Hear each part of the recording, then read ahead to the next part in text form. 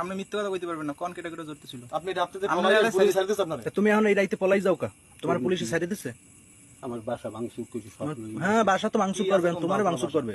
Bangladesh তরিক front একমাত্র দল, যে দল বাংলাদেশের আমরা ইয়ারকে জামাতের নিবন্ধন বাতিল করেছি আমাদের কেসে, এবং আমরা সেই দল যে দল আমরা যদি আমাদের কেসে যে নিজামে মুজাহিদ সাদি গ্রেফতার না হতো তাহলে পরবর্তীতে সরকার মানবাধিকার বিরোধী কেসের মাধ্যমে কারো ফাঁসি হতো না।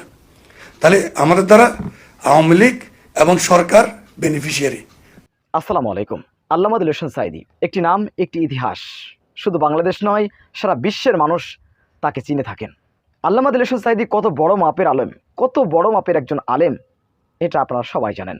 এই আলেমকে মিথ্যা মামলা দিয়ে, রাজনৈতিক প্রতিহিংসার কারণে মিথ্যা মামলা দিয়ে তাকে ফাঁসির দণ্ড দেওয়া হয়েছিল। তারপর তাকে যাবজ্জীবন কারাগারে দেওয়া হয়েছিল।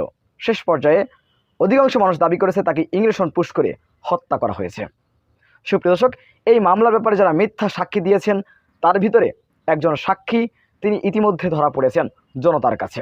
তিনি বলছেন, আমাকে বাধ্য করে, জোর করে, আমার পরে টর্চার করে আল্লামা দিল হোসেন সাঈদীর বিরুদ্ধে ফাঁসির এই যে সাক্ষীটা, মিথ্যা সাক্ষীটা দেওয়ানো হয়েছে। আমরা তার মুখ থেকে বিস্তারিত জেনে আসবো। আপনার নাম কি? আমার নাম গৌরঙ্গ চন্দ্র সাহা। গৌরঙ্গ চন্দ্র সাহা। আপনি কি সাইদির বিপক্ষে সাক্ষী দিয়েছেন? দিছিলাম। কি জন্য সাক্ষী দিয়েছিলেন? আমার ধরে লয়ে গেছে পুলিশ। পুলিশে ধরে নিয়ে কি বলছে?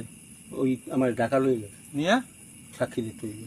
আপনি ইচ্ছে করে দেন নাই? না, এলাকার নেতা কর্মীর কাছে কেডা কেডা এলাকায় জড়িত? এলাকার নেতা কেডা কেডা তুই কার কথা সালিশি করছিস, না, সাক্ষী না, দিছো? না। হ্যাঁ, তো আপনার সেন্স থেকে আমরা জানি আমার গৌরঙ্গ। সেন্সে ওই আইসে গেছে ওই রুহুল আমিন। আপনাকে কয় টাকা দেওয়া হয়েছে এই বিষয়ে? আমার কোনো টাকা টোকা দেয় তো না। আপনি খালি খালি মিথ্যা সাক্ষী দিয়েছেন? মিথ্যা সাক্ষী কি আমি গাড়ি থেকে দিচ্ছি? কিসের দায় খেয়া ছিল? কিসে আমার দেখেন? মাইজা লাগবে। কারা মারবে? কেডা মারবে তোমারে? নিয়া কাইমুনালে নিয়া। কেরা মারলে মারি ফেলাবে। পারহাড়ের আছে কেডা কেডা ইতে জড়িত? পারহাড়ের আছে কেডা কেডা ইতে আমি জড়িত? জড়িত কইতে পারি না। আপনি মিথ্যা কথা কইতে পারবেন না, কোন ক্যাটাগরি জড়িত ছিল? আপনি রাত্রিতে আমরা পুলিশ ছাড় দিছে আপনারে? তুমি এখন এই রাইতে পলাই যাও কা? তোমার পুলিশে ছাড়ি দিছে? আমার বাসা ভাঙচুর করছে সব লই। হ্যাঁ, বাসা তো ভাঙচুর করবে, তোমার ভাঙচুর করবে। বাসাত মাংস তোমার লাগে একটা নিষ্পাপ মানুষ। সাইদি সাহেব কেমন মানুষ ছেলে? আলেম। এই সাইদি সাহেব কেমন মানুষ ছেলে? ভালো ছিল, ভালো। সাইদি সাহেব ভালো ছেলে? তা সাইদি সাহেবের নামে সাক্ষী দিছো কা?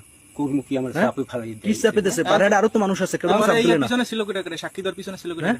আমার সাক্ষী দেওয়ার পিছনে ছিল মাহবুব কমান্ডার। আর ছিল কেটা? আর কই না, এখন একলা আল্লাহর কথা তুমি কয় টাকার সাক্ষী দিছো? বিনিময় দিছো? আমি টাকা খাইনি, একটাও কম নাই। খাইনি। ওই যে যাতায়াত খরচ গেছে, যাতায়াত খরচা দিছো? কত দেশে জাকাত খরচ? ওই 200 দিয়ে।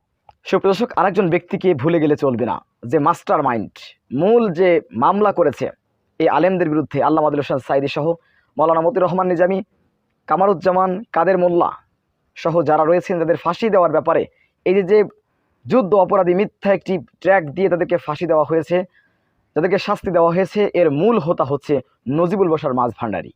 এই বদমাইশ, একে অতি দ্রুত খুঁজে বের করুন, যেখানে পাবেন একে ধরিয়ে দিন, একে বিচারের আওতায় আনতে হবে। কোনো কথা নেই, এই বদমাইশকে, এই মুনাফিককে, এই মুরতাদকে একে ক্ষমা করার কোনো যৌক্তিকতা নেই, একে ক্ষমা করার কোনো প্রশ্নই ওঠে না। এই নজিবুল বশর মাঝ ভান্ডারীকে অতি দ্রুত, তাকে আপনারা যেখানে দেখবেন আপনারা ধরিয়ে দিন।